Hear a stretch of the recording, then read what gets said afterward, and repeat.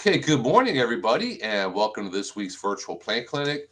My name is Bill Lester. I'm here with one of our master gardeners, Bernie. And sorry, time kind of got away from me there for a moment or two. I think we were, about 2 minutes late logging on here today. So that's kind of unusual.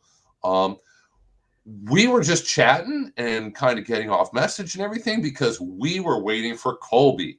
And here he is now. So now we can properly begin. Sorry about that. That's okay. Happens to all of us. And it's funny, even with these reminders and my phone dings, my computer dings, I get reminders. My watch now dings. Maybe all the dinging, I'm just kind of immune to it. It doesn't work anymore. hmm Professional dinghy. That's Pretty what. much Yeah. dinging and ringing all day long. Good morning, Bassam. At least somebody is on here with us this morning. So for those of you who are on here live, if you have any lawn and garden questions, anything you'd like to ask, comment, get some more information on, please feel free to go ahead and put that in the comments, and I'll see it and I'll read it and we'll do our very best to answer it. We probably have Teresa in the background ready to pull up University of Florida information and share those links with you for more information and further reading materials. So we are here to answer your questions. Now, if you're watching the recording of this, we're going to be, I'll show my email and Colby's email and all the different ways you can contact us. Please feel free to reach out with us. I can tell you the best way to get in touch with me is through email. Just send me lots of pictures and we'll look at them and we'll figure out what your problem is. And it looks like Teresa is here in the background. So we're ready and waiting if anybody has a question.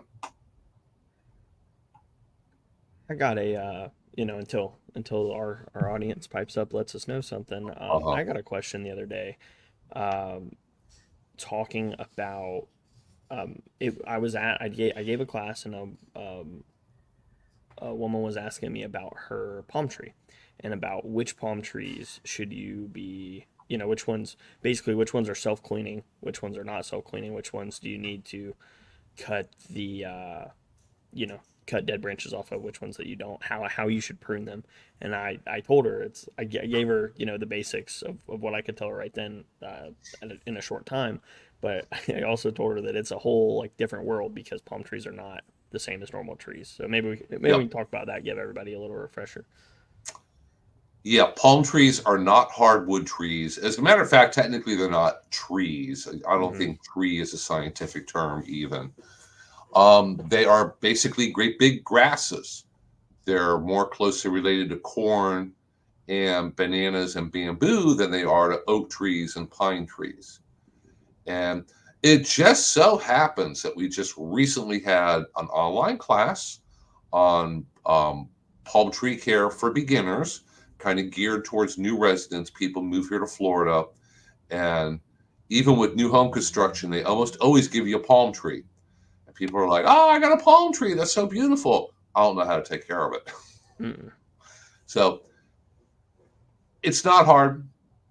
A couple really important points. Hey, as a matter of fact, I have something I was going to show, a email that I received from somebody who was on that class, and then his service, who handles the neighborhood, came by and pruned his palm trees that day, and they didn't do a very good job at it. So here, let me go ahead and share my screen here, and we got the window. So let's go ahead and look in Dr. Bill's email here. So Oh. yeah, Oh. here's a picture of one of his palms after they pruned it, and here's a picture of the pile of the leaves that they took off. And they all look pretty green to me. With palm trees, as a general rule, you only want to prune off the totally brown or almost totally brown leaves. Don't want to be taking off a bunch of green leaves. And then here's another one of his palms. That's just over pruned. And that's really common.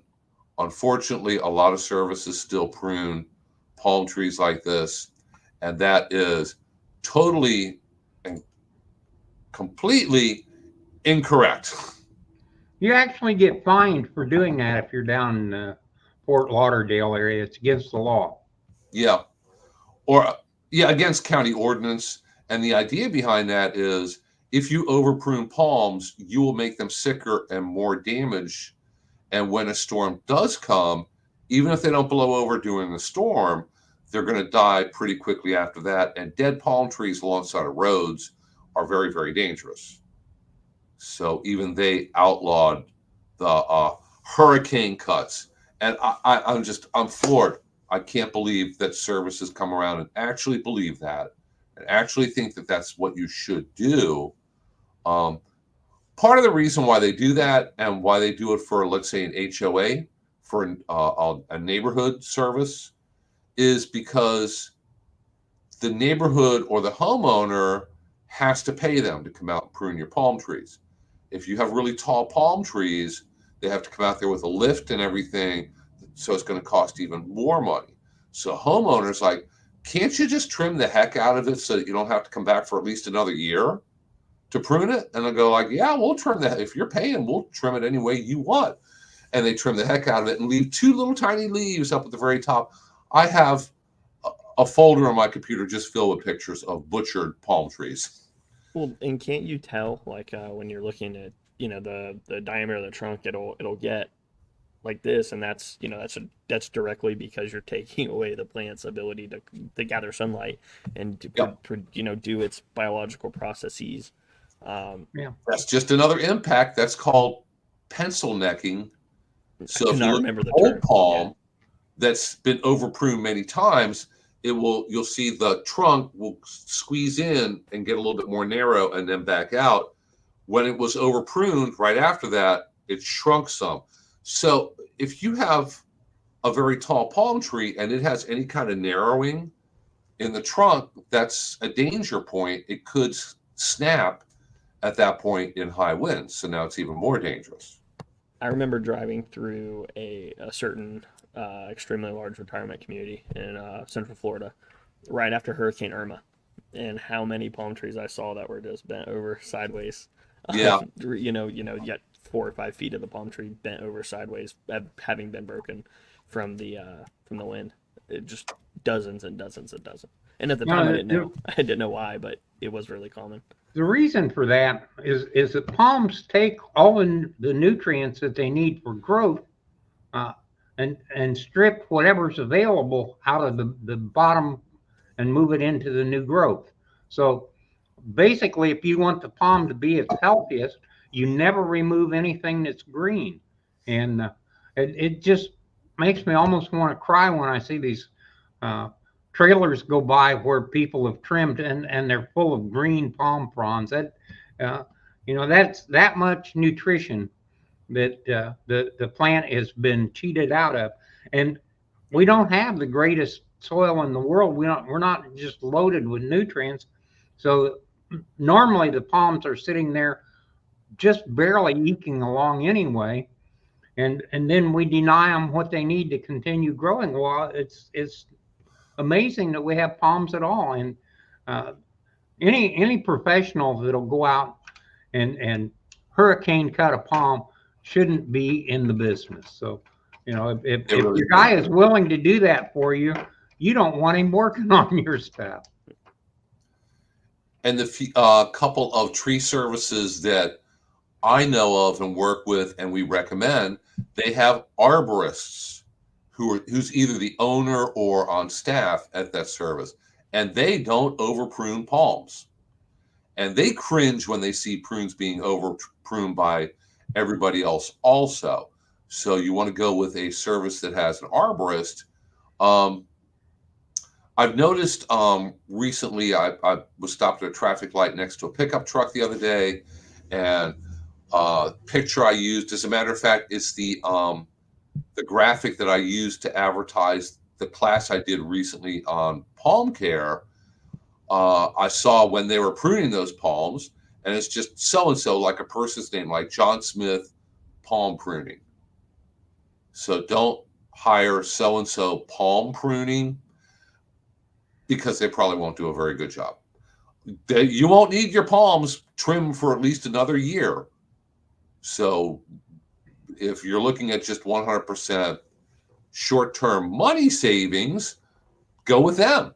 If you want long-term palm trees to look good, to actually be healthy in your yard, then get them pruned correctly from an arborist service, because they're going to last a whole lot longer. And I see Teresa's putting links for a lot of really good information here. University of Florida has information on how to hire an arborist, how to hire a landscaper. Don't just hire somebody who sticks a business card in your door, knocks on your door. I had a Sylvester palm in the front yard, and it died. And it died a while back. It was out front really dead for the better part of a year, probably. And the fronds dropped one by one by one. I noticed it. I'm not blind. I see it. It's like, I need to call somebody about taking that palm down. It's obviously dead. It ain't going to come back. So I finally got around to calling a service, and they came out and took it down. But for the longest time, on a regular basis, knock, knock, knock on the door. And, I'd look out, and some guy, pickup truck, pruning saw hanging out the back of his pickup truck. I live near Shady Hills, so I'm sure I got all the services that operate out of Shady Hills in there. I'm like, thanks, but no thanks. I really don't want to have to pay your medical bills after you fall out of the tree and land on your head or damage something or somebody. So I do know somebody with a very, very good, legitimate service. They came out, they did a fantastic job. As a matter of fact, they did it while I was at work. I came home and it's like, hey, palm tree's gone. Looks better.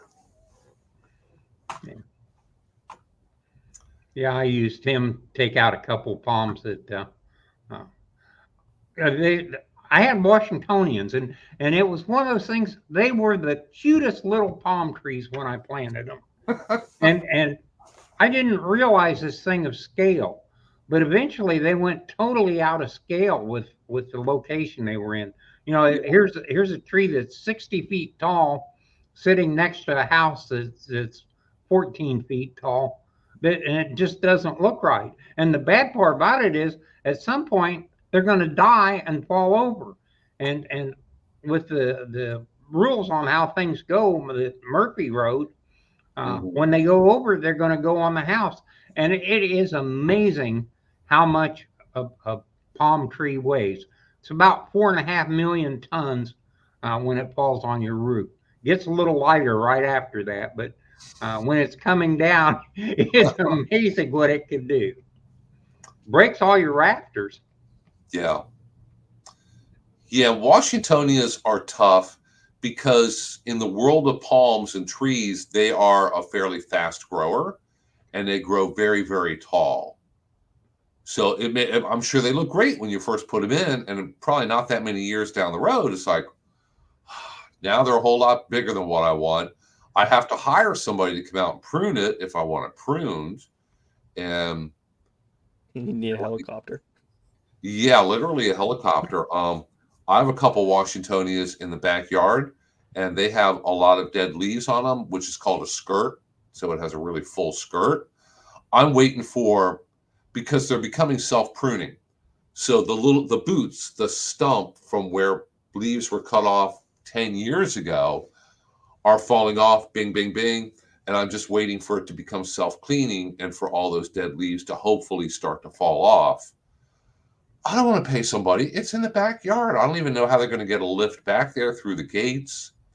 And I don't know how much they charge me for getting up there and cutting those things down. I mean, they figured out a way to do it, but Dr. Bill only makes so much here. They come in with one of those 20-foot pole saws or 30-foot pole saws and just hack the heck out of the trunk while they're cleaning it up. But after it gets about 30, 35 feet, it does become self-cleaning. Yeah, mine are becoming self-cleaning, and I'm like, come on, hurry up. Start losing those bottom leaves, and then one day it will essentially fix itself. And I don't mind the dead leaves on there. They really don't bother me. I have more important things to fixate on and focus on and worry about. But as a general rule, if I lived in an HOA, neighbors and the landscape committee would drive down the street in their golf cart, ding, and they'd be focusing on my palm trees. You need to do something about that. I'd be getting. Oh, no. See, those are called petticoat palms. They're supposed to have that. And the ladies in the golf cart are called pearl clutchers, so they come by. Oh my gosh! Look at that palm tree. It's destroying our property values. Your property values are either through the roof or not through the roof, and it has nothing to do with your palm trees in your backyard, is my guess. But we do have a serious question here from Bassem. He has a grapevine, and he has grapevine flea beetles, which I'm familiar with. They're large flea beetles and very common on grapevines. What can you do to control them or get rid of them? Insecticidal soap would kill them. If you purchased any product with pyrethrin in it, that would kill them very well. The spray has to actually hit the flea beetle. So it's not like you spray the leaves, flea beetles come by tomorrow, it's going to affect them. If you hit that flea beetle with pyrethrin, they will literally drop to the ground, and it's very safe to use. It's organic product, certified organic, and breaks down in the environment in like 24 hours. So it's not persistent in your yard and your grapevines forever. But those would work. Maybe Teresa can look up grapevine flea beetles, because it is a pretty common problem with grapes.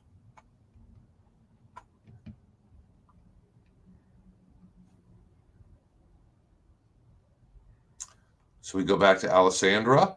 Alessandra is one of our regular viewers who has it, I assume, on your phone and earbuds, and she always goes outside and multitasks, so she's gardening and listening to our wise advice at the same time.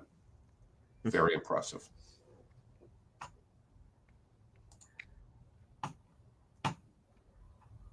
So, hey guys, if you have any questions, please go ahead and put them in the comments, and we will do our very best to answer them. And Teresa's in the background. She'll do her best to go ahead and pull up more University of Florida information, links that you can click on to help solve your problem. This is a good time to do your fall gardening, by the way. This is just the ideal starting point. If you assume that we're going to get a big freeze or at least some frost around Christmas time, it's going to give you time for your plants to get up. It's going to be cool about the time they're up and going, and you'll have plenty of time to harvest. So if you plant much later, then you're going to have to protect them through the frosts that we're probably going to have. And there's plenty of vegetables that you can plant a little bit later that are much more frost tolerant. So you really have to understand the difference between warm season vegetables and cool season vegetables, and when you should plant which, and when you should definitely not plant which. This publication, available online. Visual aid there. Huh? I said you have a very good visual aid there. Good for you. That pretty well tells you what time to start each plant. And great. Cannot overemphasize what a wonderful publication this is. If you're new to Florida and you want to garden, you really need this. It's only like 10 pages or so, but it gives you the varieties that do well, and it gives you the times to plant. And it's pretty accurate. The university has spent a lot of time putting this together. We hand out thousands of these a year, and like I say, it is available online. It's titled Florida Vegetable Gardening Guide.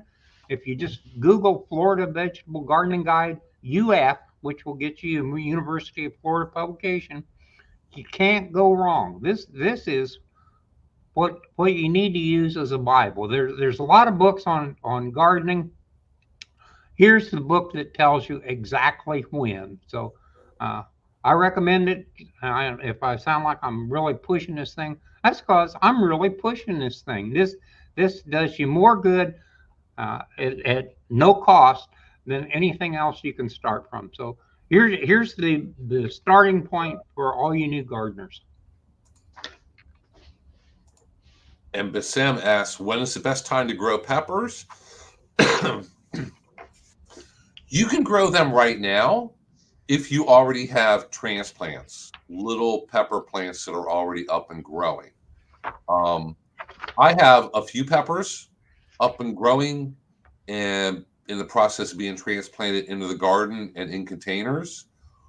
Or if you don't have any peppers yet, but you do have pepper seeds, you probably want to wait until spring. You can start the seeds as early as New Year's, very, very early January. Start them in little containers, get them up and growing and going. And then by end of February, beginning of March, you can transplant them into the garden, and you have enough time in the spring to grow them, and you have enough time in the fall to grow them. The ones in the spring, when we get up to about June 15th or so, that's summer. That's give it up on the tomatoes and peppers. Yeah, you may be able to keep them alive and growing. But then I see people asking about, well, what kind of fertilizer should I apply? What kind of pesticide should I apply? A lot of times you get overwhelmed and you really can't grow them in the heat of the summer. The ones in the fall, like Bernie was saying, eventually we're going to get a freeze or frost. Freezing weather is going to kill a pepper plant. You need to get them in early enough in the fall to give them a chance to grow and flower and give you peppers. So hopefully that gives you a little information. Therese, I see, shared a link for pepper production. Yeah, I was just looking at if you follow this paperwork, which I'm pushing, it says that in Central Florida, August to September is the proper time to plant outside. Mm-hmm. And you go over and under varieties of peppers, it lists sweet peppers and California Wonder, Red Knight, Big Bertha, and so on and so on. Under hot peppers, early jalapeno, jalapeno M, cherry bomb, on and on, a big variety. And then it says transplants are more successful than seeds, which makes sense. Mm-hmm. Mulching, especially beneficial, will often produce in the summer. Pepper heat depends on the variety and is measured in Scoville units. So here's the planting time, the varieties to look for, and how some information on how to plant them. So it's definitely worthwhile. And the other thing is, if you're going to be a successful gardener, you either need a great memory or a little notebook. And I think keeping track of the varieties you plant is important. If you plant John Smith something and it does really good, that's something to come back to. And if it doesn't do very good, to avoid that. But if you're like me, you only know that for about a month, and then somehow it just disappears. Well, a notebook of what worked in the garden and what didn't, put the plant date and the results of everything you plant. And then you have something that you can go back and look at, and maybe you'll find that you can plant a little earlier in your particular soil type or whatever, or maybe you need to plant a little later, and you start developing information. And if you do that for a while, you become as smart as the people that we've got watching our program here, and you can go out and help your neighbors, and you get a reputation of being a gardener. So that's how it's done. Takes a lot of mistakes to really get good at it. Or if you're on a any type of gardening Facebook group, now you can give good information to the other people in the group, not horrible information. Let somebody else make mistakes. Yeah, unfortunately, some people give really horrible advice, and it's just because they really don't know. They haven't, taken the time to read or find out, or they're giving you advice based on how they did it in New Jersey or Minnesota or wherever.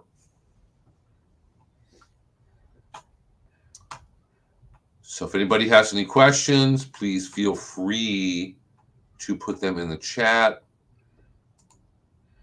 I always tell people when you can finally get to where you can grow tomatoes 4 years out of 5 and get a good crop, then you're probably becoming a pretty decent Florida gardener, because it's one of those things that every year is just a little bit different, and what worked last year doesn't necessarily work the second time. So, uh, you don't get quite the same soil, you don't get quite the same moisture, you get too much rain at one time or not enough rain at a critical time, too many insects, not enough pollinators.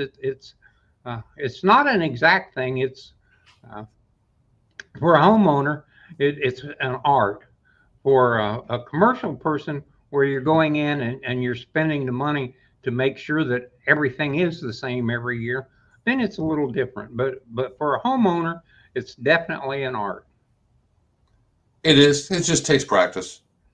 You have to start with good information.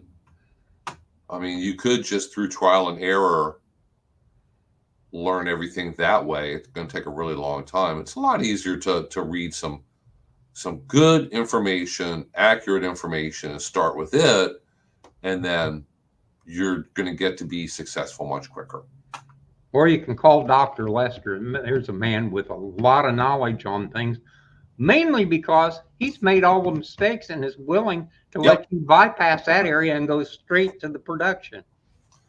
Or you could say the very, very difficult questions for Colby, and this is his email right down at the bottom here.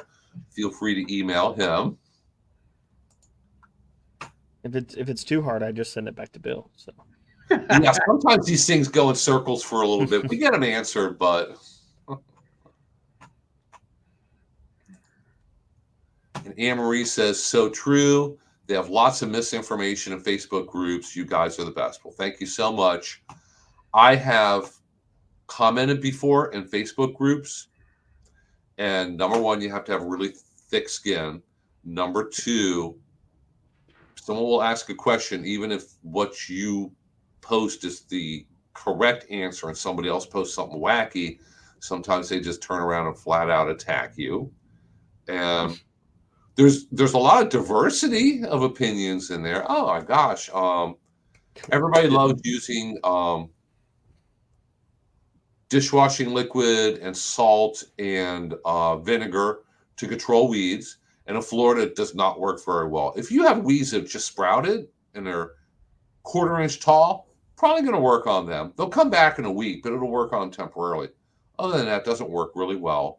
All these people who say, I live in a subdivision and I have a homeowners association and they won't let me plant a vegetable garden in the front yard. Or they're telling me I need to fix my lawn because it's all dead. But it wasn't, I didn't kill it. It's not my fault. I don't know why it died. Lawn's dead. And they say, I got to replace it. And it's expensive. And they're complaining about their HOA and everybody else's. They changed the laws. You can plant the whole front yard with corn in your HOA.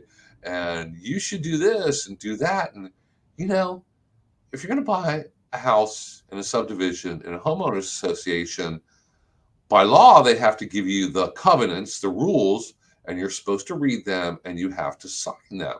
So if you signed it and you bought it and you moved in there, I'm sorry, but the rules are the rules. If you didn't like them, you should have looked somewhere else. I don't live in an HOA subdivision. I don't have enough patience to handle something like that, but I realize that. Lots of other people do, and they love their neighborhood, and that is fantastic. But, don't complain because you failed to read the rules, or you think they should change the rules because you like corn and you want to turn your whole front yard into a cornfield, because they won't let you. Diversity of opinion is a really good way to put that. Mm-hmm. And that just goes and take from this what you will. You have to verify your sources. Verify that you're receiving information from a reputable source. That's not just with your landscape. That's advice for life, is verify where you're getting your information from. Because it came from the internet doesn't mean it's correct. It's really kind of an interesting thing, because people have such hateful feelings about the homeowners association, but the truth is, there's a group of people that really want nasty, terrible, restrictive homeowner rules.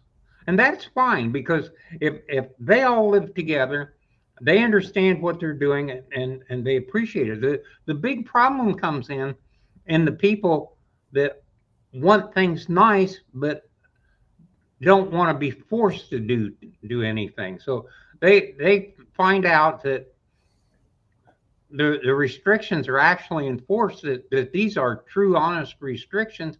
And if you lived up north, I came from Indiana. Well, Indiana, uh, until about 30 years ago, didn't even have homeowners associations. They had just started it.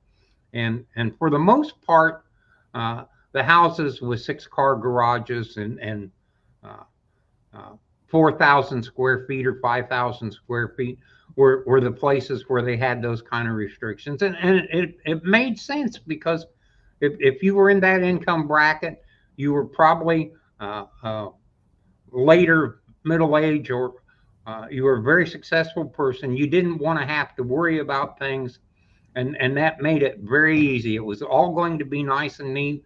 You had an expensive, very beautiful place. Your neighbors had expensive, very beautiful places, and nobody had any problems. Um, Other than that, nobody understood homeowners association. So you had maybe a 0.5% of the population that really knew what that meant. And people would move to Florida, and they came from a really nice subdivision. I'm not saying that they're sloppy people or anything, but they had a boat and they kept the boat in the driveway. Well, now you can't keep the boat in the driveway. And the spacing between the houses is so small, you can't get the boat in the backyard. Now, somebody is extremely upset. They're very hateful because the homeowners association is telling them you can't have the boat at your house. You're going to have to put it in this field a mile from here, that we made provisions for those people. And you could leave your garage door open. Well, now you can't leave the garage door open. It is a thing that has happened where it just depended on what you came from. If you lived in New York and you were in a very exclusive neighborhood in New York, uh, there when you moved here and had a homeowners association, nothing really changed. That's what you were used to. But if you lived in Illinois and you were in Peoria, Illinois, and in a nice area in Peoria, Illinois, when you moved here, you go look at, hey, this looks like what we had. But man, do they get down on that. You can't leave the garage door open. Well, I don't understand. I always left my garage door open. Or you can't have your boat, or you can't have a trailer, or your kids' toys can't be left in the driveway. And those things need to be addressed before you sign on the dotted line and buy. And there are great properties that aren't homeowners associations, but the tendency anymore is to build these middle class, uh, the homes of these people that would normally live in a non homeowners association in the north, to put them in homeowners associations here, and it is a totally different way of life. It's a real problem. And then when you give them a grass that takes a lot of maintenance, a tree that takes a lot of maintenance, they're not used to maintaining lawn or landscape because it didn't require it up north. A lot of hard feelings, and I understand it, and I sympathize with everybody, but it's education. And what we're trying to do here is to help with the education thing. So, great question there. What's the best time to prune your olive tree? It's the same as if you have a crepe myrtle or any other thing. So that all goes in with taking care of the landscape. See, we have viewers answering other viewers' questions. So No, that's good advice. A lot of times, for many trees, many fruit trees, crepe myrtles, you want to do it near the end of winter, very, very early spring, before they start to flush out and actively grow. So you don't want the tree to put a lot of energy into growing these branches and then you just come along, cut them off afterwards. You want to do it a little bit before. But I wouldn't think that olive trees need a lot of pruning. I believe, and I'm not sure about all varieties, but they're generally going to get a pretty attractive shape on their own, not like a turkey oak that always grows one way or the other and always looks gangly, never looks very good. So it's going to get a naturally pretty decent shape. With most trees, you just have to watch out as they grow taller over time. The very bottom branches, if they're laying on the ground, if they're covering up so that you can't weed or prune or work underneath it, you take the bottom ones off bit by bit over time as the tree gets taller. Pruning is a wound to the tree. And as a general rule, if you wound a plant, it wants to do growth to solve the problem. So Uh-huh.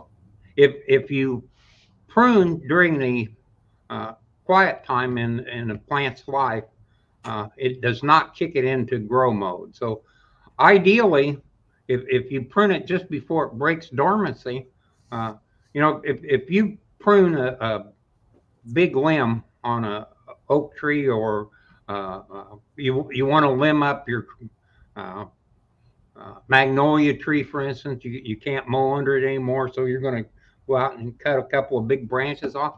If you cut them off uh, late in the fall, one, it tends to kick the thing into grow mode, and second, it doesn't give it enough time to really start covering the wound before it goes back into a semi-dormancy. So if you wait until just before it starts growing in the spring, if the damage doesn't really create as much damage to the plant, because where you remove the branches will cover over as soon as it starts growing, and you end up with less damage to the plant, and you haven't kicked it into this artificial grow mode that you don't want it in while it's supposed to be dormant. So that's why so many of the plants, if you prune them late in the fall, early spring, uh, is ideal. You don't do as much damage to the plant then. Yeah, and something to remember with trees is if you're going to remove branches, if you're going to manage it, you're going to maintain it over time. Um, Consult a professional. That's what arborists are trained to do, and they take tests and they have to get licenses and certificates. I got mine around here somewhere. Yeah, I'm an ISA certified arborist. It's right there, if you can see, right above my finger. Okay. So, um, so you don't want to be taking off branches like 10 years too late. I know from just walking around my neighborhood, I saw somebody that have a huge oak tree and they had taken off one of the branches, the lower branches. I swear that thing was like 3 feet across. It was huge.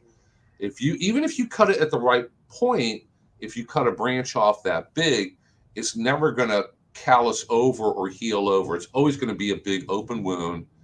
At one day, you're going to have bugs in it or stuff leaking out or a disease. Ideally, you want to cut those branches when they're small. And then if you cut it at exactly the right point, and arborists and professionals know how to do this, it's the bark, so the surrounding bark is going to pretty quickly, within a year or two, cover it over and cover over that cut mark and help protect it and heal it. No, I had a neighbor who had a magnolia tree, and I think it was a little gem. Little gems don't stay little. Little gems will get much taller than your house. Regular magnolias will get 3 times as tall as your house. So I think he had a little gem, and he had lower branches that really needed to come off. They probably needed to be pruned off a year or two earlier. So he goes out there. He didn't have a chainsaw, didn't have a pruning saw. He goes out there with a machete and climbs up on some of the lower branches and follows the branches halfway out at no particular point, just somewhere halfway out, and chops it off. And it's all jagged and hacked away, and nowhere near pruning it off at the trunk, just outside the collar where it should be cut. He's just hacking and whacking away. And afterwards, it's like, it's pruned. Didn't look really good. It was pruned, kind of. So, you know, I guarantee you there's a YouTube video on how to properly prune a magnolia tree. So if nothing else, watch it and make sure that whoever made it knows what they're teaching you and sharing and is legit. Don't take the one with the machete. Yeah. Machetes can be appropriate for certain situations, not pruning a magnolia. Here's a deep question for you, Bernie. Why is pH soil so important for gardeners? That's probably one of the best questions I've seen. And the thing about pH is that it determines what nutrient levels are available to the plant. The amount of iron and the amount of potassium and phosphorus, all those things have totally different availabilities at different pHs.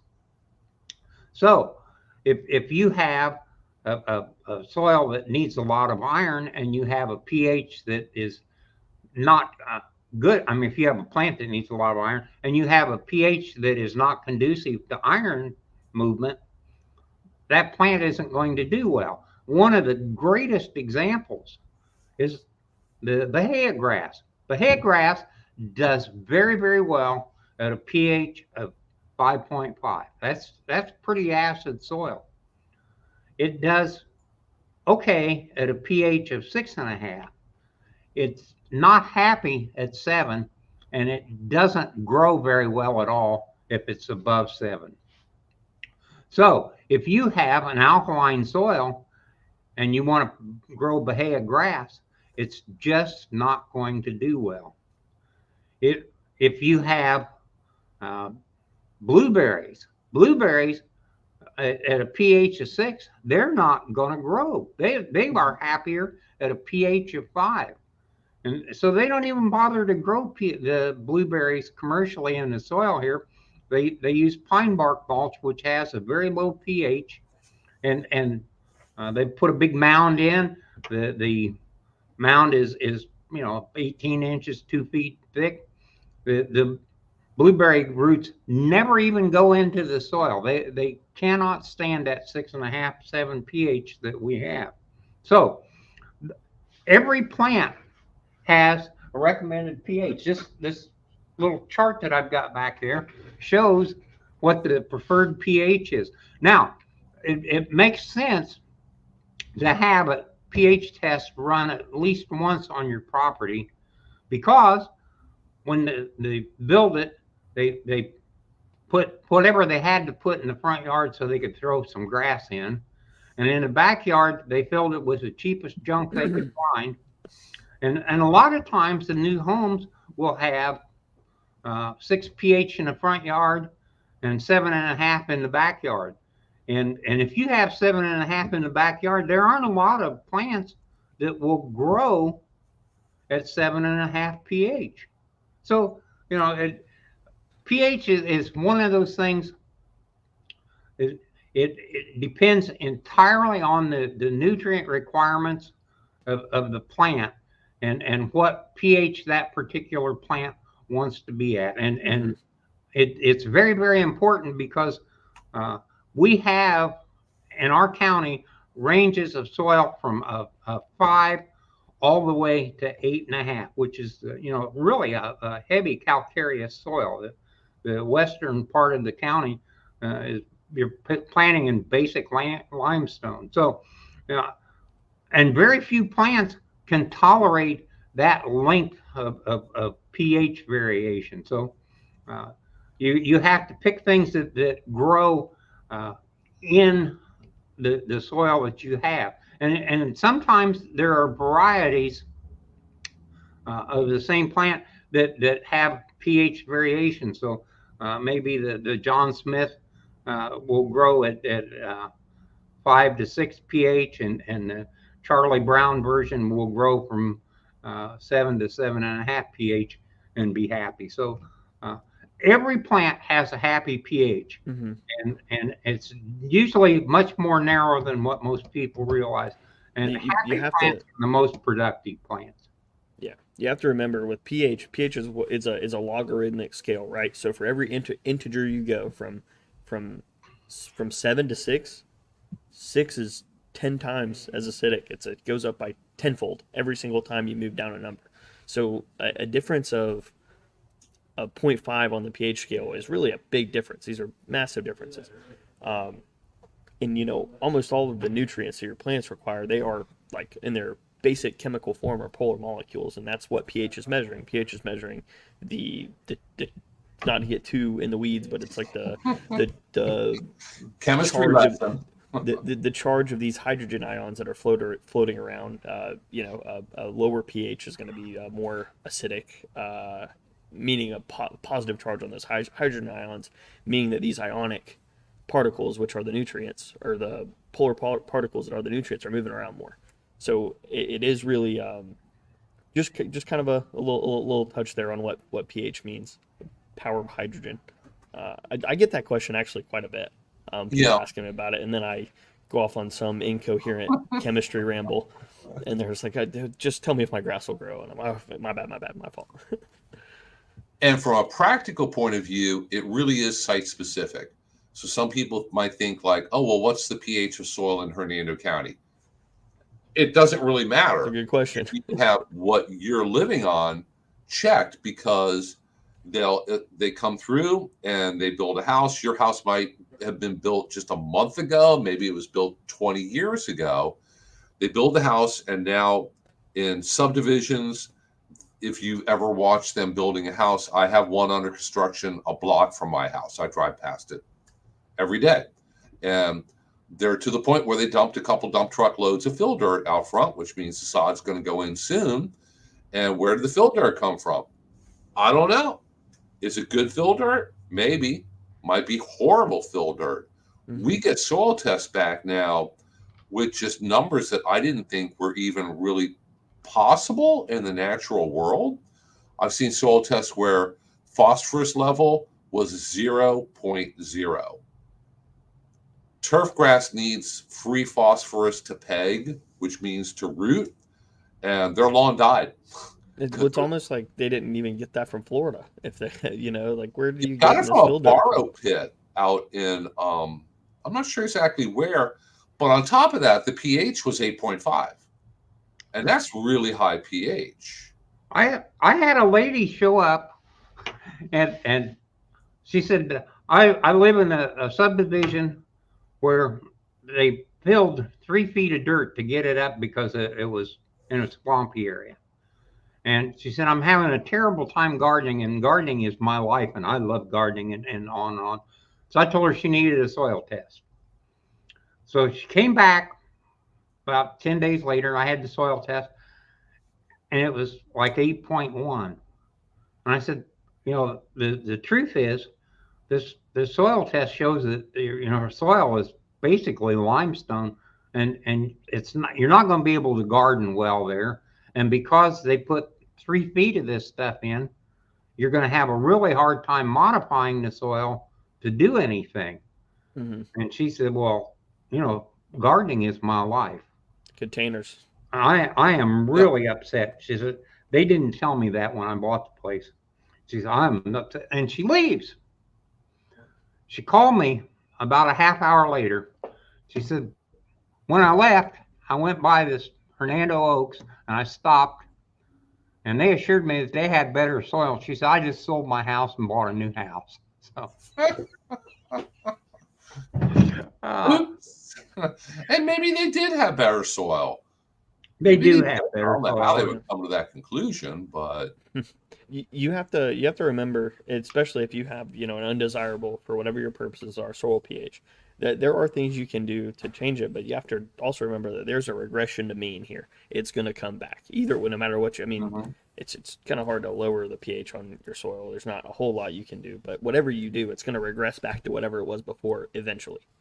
yeah, So if you live somewhere with 8.5 pH where you're never going to be able to really, in actuality, you're never really going to be able to grow anything. Raise beds, build some containers, and then don't There's a don't waste thing your called time. buffering. Yeah. and there are plants that grow in extreme pHs. So, I mean, you could look out there. I'm sure that there are native plants that grow in very high pH alkaline soil, but you're going to be limited to what you can grow because people always they get a soil test done. They live over on the coast. They have a pH of 8 or 8.5. They always want to grow azaleas and ixoras and blueberries and all these things that need a very acidic soil. It's like it's not going to work, and there's nothing you could do to make it work. You could grow in containers, like Colby said. Get a big container and get the right soil mixture, get the pH, to where you want it for whatever plant you're growing, and grow your azaleas in containers, but they'll never do well in the ground. Also The something. soils up north tend to be low pH, and the farmers tend to go in and put down lime. A lot of the farm crops grow best at around 6.5 pH. And so, in order to get their 5.5 soil up to 6.5 pH, which doubles the number of bushels of corn or whatever, soybeans, they go in and they lime the fields.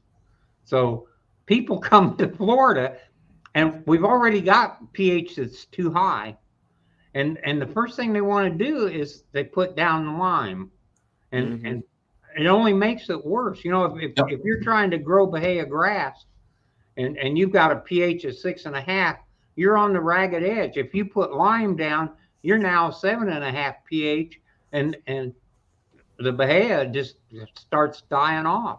I mean, you can grow Bahia at 7.5, but it will never be full and it will never be healthy. It just kind of hangs on and fills up with weeds and takes a lot of maintenance. It's not a fun lawn. So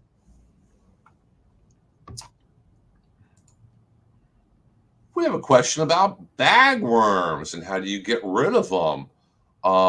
Bagworms are little caterpillars that make a little house and drag it around with themselves, and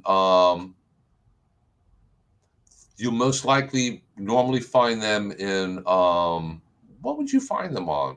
evergreens. Evergreens, yeah. Yeah. There's certain plants they like. You don't see them. It's not like they're on every plant in your landscape. A lot of people's landscapes, you probably won't have any bagworms at all. Easiest thing to do is just pick them off and throw them over the fence. Honestly, that's what I would do. Yeah, I think if you catch them early, if you catch them early, I think BT kills them. BT would work. BT works on any kind of caterpillar. They just have to be actively feeding still, so they eat the leaf that the BT is sprayed on, and that's what's that other one? Spinosel, Spiracell. I can't remember. Spinosad. There you go. That'll do it too. Yep. Once again, as caterpillars, not later. Spinacellus thuringiensis. And Anne Marie wants to know, what fill dirt do you recommend? Fill dirt, it's not like a product like black cow manure or a certain brand of potting soil or whatever. It's where you basically purchase a dump truck load of dirt. And for builder, I think one of the issues is areas that are high enough, because you do have to build a neighborhood in a certain elevation. You can't build a neighborhood at a low elevation. It will flood.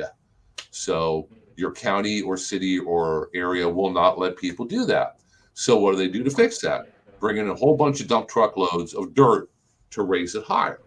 So they could have gotten that dirt from the surface of the soil out where at the edge of an old pond, so it's black, it's organic. Normally, where they get it from is subdivisions where they have a large pond or a lake or something like that. They have the beautiful lake, and they have the sign, and they have the fountains and the little lights at night. Do you know why they dug that? So it looked beautiful, right? No, they needed the dirt. So they dug that great big hole to take the dirt and raise your streets and everything higher to build houses on it and actually have them at a high enough elevation. So if you're unless you start questioning them and asking them, where did this soil come from? Is it deep in the ground? Is it the surface? Good surface, bad surface? I know that Who knows? I know that some of those, but like there's pool companies that'll sell fill dirt. I've seen it more than once, different ones. You know, if you're buying fill dirt, you can always ask them to bring you a bag and have a soil test done on it, or do a pH test on it. If you're, you know, that if you're really concerned about it, that is an option. Yeah, and home builders do not think about it or realize it at all, because we have to deal with neighborhoods that they're in the process of building. And they brought the fill dirt, they built the house, they brought the fill dirt in, they throw the sod down. Now, why isn't it growing? Do we need to water it 17 days a week? You know, do we need to put down more fertilizer?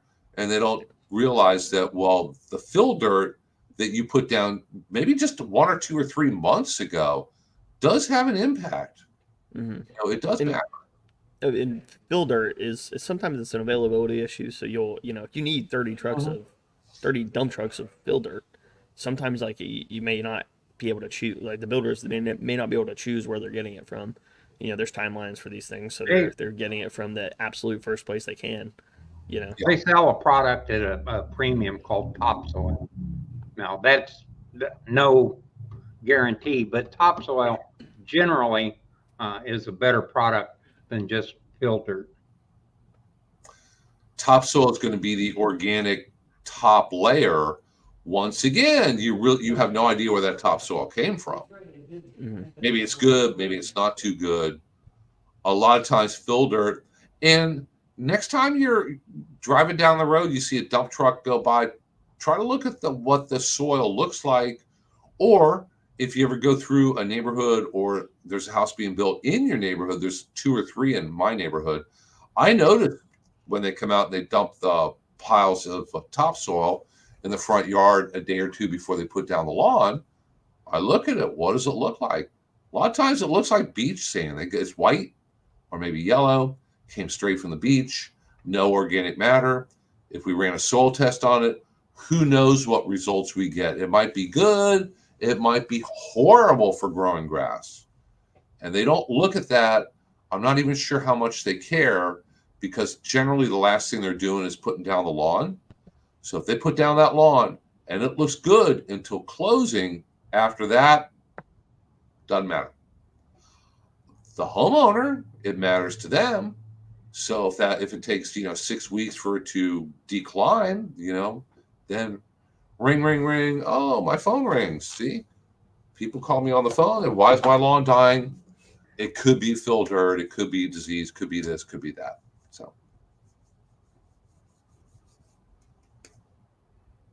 So enough lectures. Let's try to get a couple more questions here. Oh, my goodness. I'm just showing really, really poor time management today. Look at this. We started 2 or 3 minutes late. We're going to be finishing up a few minutes late. So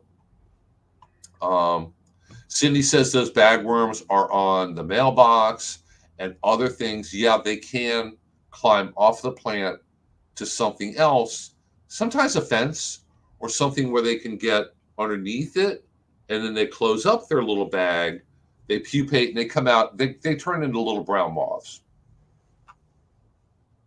Yeah, it's hard to get them when they're in the little bag. Much easier to get them when they're still eating. And if you have evergreen plants, arborvitae, that kind of thing, Italian cypress, you can spray them with BT and that stops it. And because they're not flowering, you're not killing a bunch of butterflies. Yeah, we see them on bald cypress also. They're rarely bad enough pests where they kill a plant or tree. Um, and like I said, I get very few phone calls or photos or questions about them. Every summer, somebody gets them, but I really don't think it's necessarily that major of a pest, although it may be for one individual. You know, if you have a couple young bald cypress trees and you have a bunch of them on there, for in your instance, you probably have to take some kind of action. But for most people, it's not a major concern. So let me I just showed my email. Here is our phone number if you'd like to call and speak with Bernie on Thursday directly. Our master gardeners have a nursery. There is the address. They are there on Wednesdays and Saturdays from 8:30 in the morning until 11. We have a whole bunch of past recorded classes on Hernando County Government's YouTube channel. So if you go there, look at the playlists. There's a playlist for Hernando County Extension, which is me, and there's a playlist for Hernando County Florida Friendly Landscaping, which is Colby, and you can get a lot of good information that way. Especially if you're brand new to the area and you want to learn a lot, or you have a shady yard, a new yard. I think what other kind of topics? You're only a part-time resident. A lot of really good learning on there. It covers a lot of different topics. Here is Colby's main link tree address. So if you go there, you'll be able to email him and find out about upcoming classes, compost bin classes. Is our next one full yet or not? No, Okay. plenty of room. So that'll be on September the 20th, I believe, at 10 a.m. Here at the Hernando County Utilities Department Admin Building. Sign-ups are open. You can get a free compost bin if you're a resident of Hernando County. You can also get a discounted rain barrel, and if you are a HCUD customer, you can get a $30 rebate. I really implore everyone, if you're interested in gardening, interested in any of that type of stuff, sign up. It's a good time. We answer a whole bunch of questions, and I think that's pretty educational. So, You know, the Florida Friendly Landscape is Colby's specialty. He is the man. So if you have questions about landscape plants, and a lot of people really do, that's one of those things. If you've just moved here, what should I plant? He's the man to give you what is Florida friendly, and generally Florida friendly. Also, not only does it mean that it isn't going to take off and destroy Florida, but it also means that it's going to grow well, and those are the kind of plants you want to start with. So if you're establishing a new landscape and you want some neat tips, Colby is the man to talk to. yeah. And on that link tree, actually, like Bernie was talking about, there's the whole catalog of Florida friendly plants. It's like the second thing on there, FFL plant guide, and it's like 150 pages of nothing but advice for planting Florida friendly plants in your landscape. Okay, guys, looks like we ran a little bit over today. I don't see any other questions. So with that, thank you so much, everybody. We will be back here again next Thursday. Let me see if I'm going to be here. I believe I'm going to be here once again. I'm on a streak now. If we could just get started and finished on time. But we'll be back here again next week. So if you have any lawn and garden questions, go ahead and write them down, save them up. Come back on here next Thursday at 10 a.m. and ask us in the chat box, and we'll do our very best to answer them. So thank you, Bernie. Thank you, Colby. Thank you, Teresa, in the background. And hopefully everybody should thank Teresa a lot more, because I know I couldn't do this without her help. I'd be kind of lost. So until then, see y'all later, guys. Bye. Bye.